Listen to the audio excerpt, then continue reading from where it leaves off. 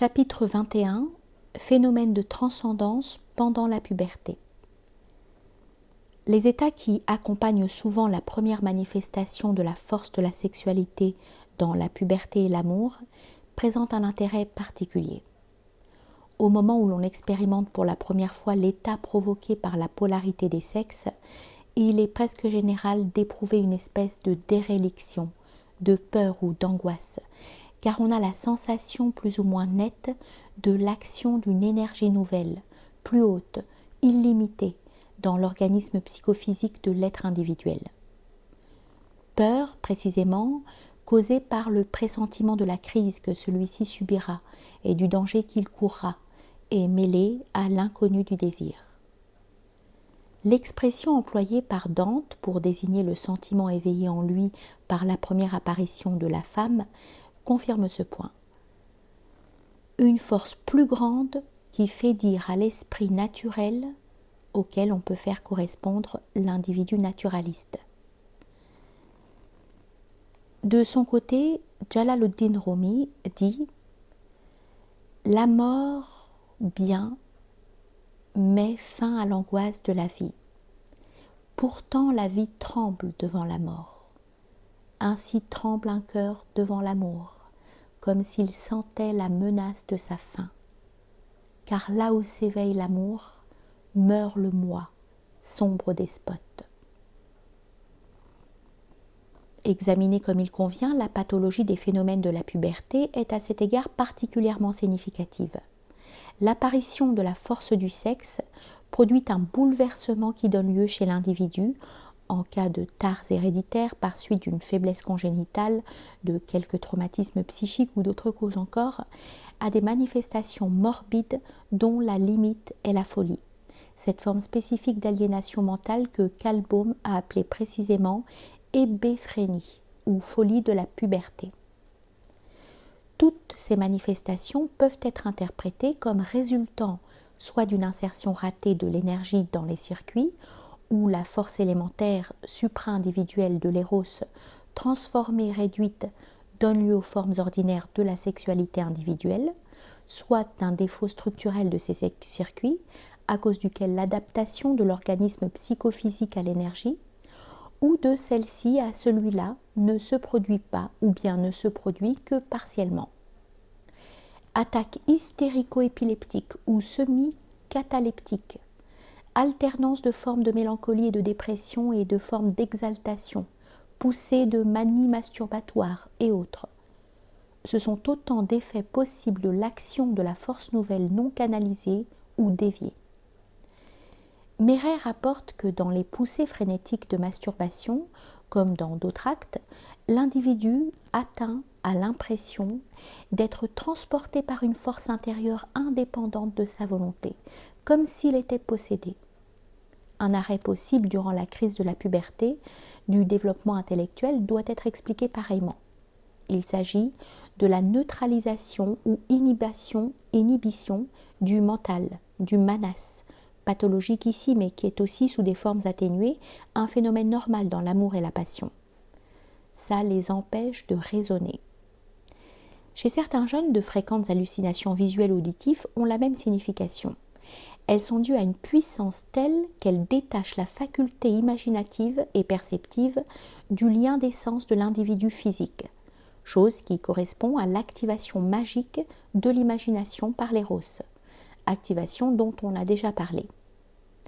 Il faut enfin considérer, outre des états d'atonie et de tedium vitae, des tendances au suicide se manifestant parfois dans la puberté. L'effet évident ici, c'est celui d'une expérience passive devant l'impulsion vers la transcendance, et comme l'anticipation du complexe sexualité-mort, dont nous parlerons longuement sous peu.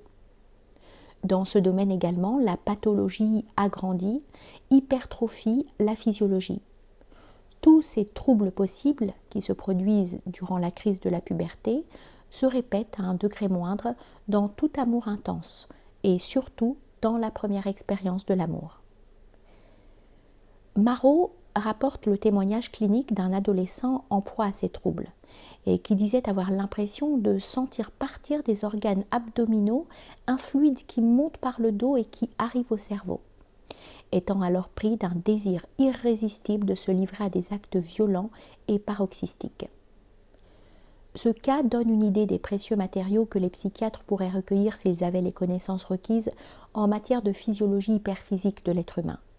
Car il est clair dans ce témoignage qu'on est là en présence de l'expérience d'un réveil partiel de la Kundalini, c'est-à-dire du pouvoir basique latent dans la sexualité ordinaire, dont parlent les enseignements du yoga.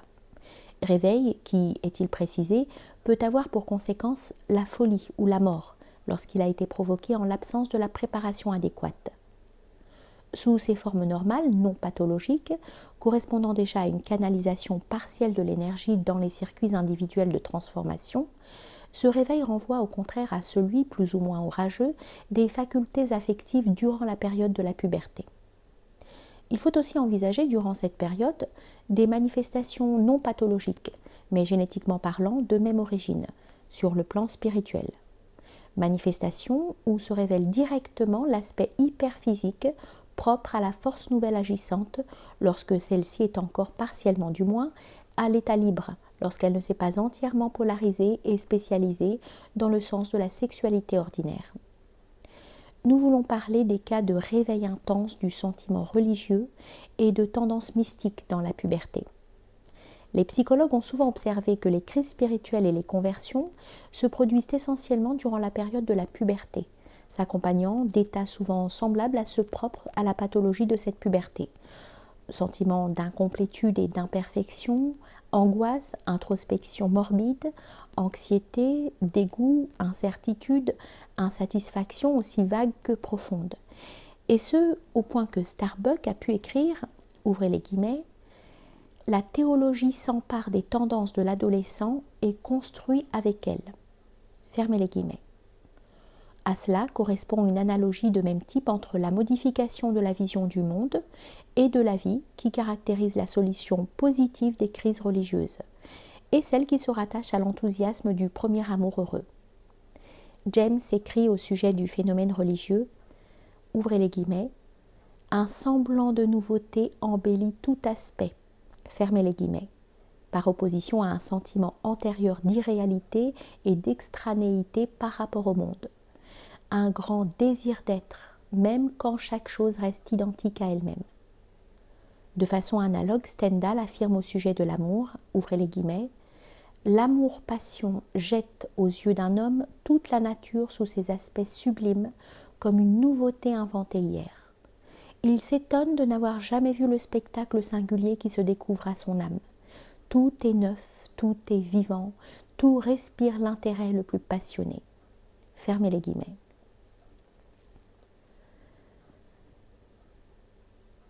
Ce sont là des reflets de l'état de complétude, d'intégration métaphysique du moi que l'Éros fait pressentir.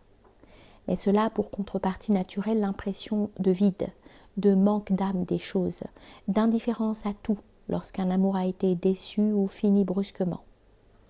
On a aussi souligné la fréquence des états extatiques à l'âge de la puberté, phénomène qui renvoie au même ordre d'idées. On retrouve la même situation sur un plan plus profond que celui de la simple psychologie individuelle si l'on se réfère aux données de l'ethnologie. Chez de nombreux peuples primitifs, les maladies initiatiques ou sacrées, qui sont considérées comme des signes d'élection, coïncident généralement avec l'arrivée à la maturité sexuelle. On a observé à juste titre que la formation du chaman, du mage ou du prêtre, qui succède à ce signe d'élection, n'a rien à voir avec un phénomène pathologique, n'équivaut pas du tout à une culture systématique de cette pathologie en tant que telle. Au contraire, dans ce processus de formation, une technique adéquate refoule tout ce qui a un caractère de pure maladie. La nouvelle force est fixée à l'état naissant sur le plan spirituel, de sorte que les phénomènes pathologiques de la puberté disparaissent automatiquement. Le résultat obtenu n'est pas la normalité, mais quelque chose de plus, un type humain qui se détache de la masse en raison de sa capacité à entretenir des rapports effectifs et actifs avec le suprasensible. Dans ce contexte, l'ethnologie nous présente aussi des cas intéressants, comme ceux d'une initiation grâce à laquelle sont sélectionnés des jeunes gens parvenus à la puberté avant d'avoir touché une femme.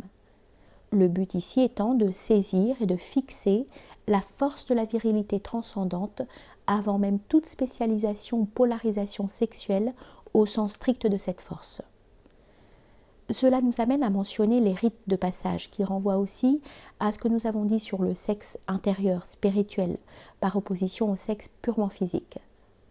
Dans plusieurs populations, des rites spéciaux accompagnent le passage de l'enfance à la puberté, conférant à celui-ci le sens d'un passage du plan naturaliste au plan d'une virilité supérieure.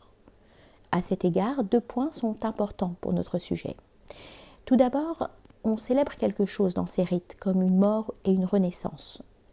Ainsi, celui qui a été soumis reçoit parfois un nom nouveau, perd le souvenir de sa vie précédente, utilise un nouveau langage secret et entre en communication avec les forces mystiques de sa lignée. Le phénomène de transcendance, guidé dans ce cas par une technique consciente à l'intérieur de cadres institutionnels et traditionnels, acquiert donc ici une physionomie précise. Il faut relever en second lieu les cas de différenciation à partir de ce fondement de la virilité ou sexe spirituel masculin par rapport à la virilité uniquement physique, dans la mesure où seul celui qui est passé par ce rite est considéré comme vraiment homme, fait homme par le rite. Soustrait à la juridiction maternelle, il fera désormais partie des sociétés d'hommes auxquelles peuvent correspondre les maisons des hommes isolées des autres habitations. Sociétés qui ont en propre des formes particulières d'autorité sacrale ou politico-guerrière face au reste de la population. Celui qui n'a pas subi le rite, quel que soit son âge, n'est pas considéré comme vraiment homme, mais comme faisant corps avec les femmes, les bêtes et les enfants. Pour caractériser symboliquement le passage, il est parfois demandé à l'impétrant de revêtir des habits féminins, car il n'a pas encore été fait homme. Dans l'ensemble, ce qui est donc assez visible ici, c'est la mise en œuvre de techniques spéciales pour saisir la force du sexe à l'état libre, au moment de sa première manifestation chez l'individu, et pour la faire agir de manière à ce qu'elle produise en lui une transformation profonde. Dans le cas du sexe masculin, cela a pour effet le dégagement de ce que nous avons appelé précisément la virilité intérieure.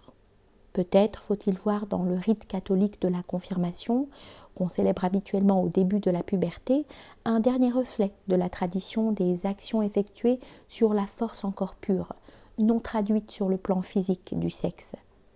D'autant plus qu'est associée à ce rite la première participation à l'Eucharistie, sacrement qui comprend pareillement en théorie l'idée de la transsubstantiation, l'idée d'une mort et d'une renaissance. Tout cela conduit déjà au domaine de l'éros non profane, au domaine des sacralisations de la sexualité, mais ce sont une indiscutable continuité. En effet, les significations fondamentales restent les mêmes. La transcendance de l'éros est confirmée, elle qui se tient au fondement de la pathologie de la puberté, tout comme elle caractérise, lorsque la force se réveille dans les circuits fermés de l'individu, la passion qui bouleverse, qui consume, qui mène positivement ou négativement au-delà de soi. Passivement, comme s'ils étaient les objets plutôt que les sujets du dépassement de la limite du moi chez les amants ordinaires, tandis que les matériaux ethnologiques mentionnés et d'autres encore du monde traditionnel dont nous parlerons attestent la possibilité d'un usage conscient et actif de cette transcendance potentielle, dans le but de consécration spéciale et surtout dans l'optique de la réalisation de l'aspect non naturaliste de la qualité virile.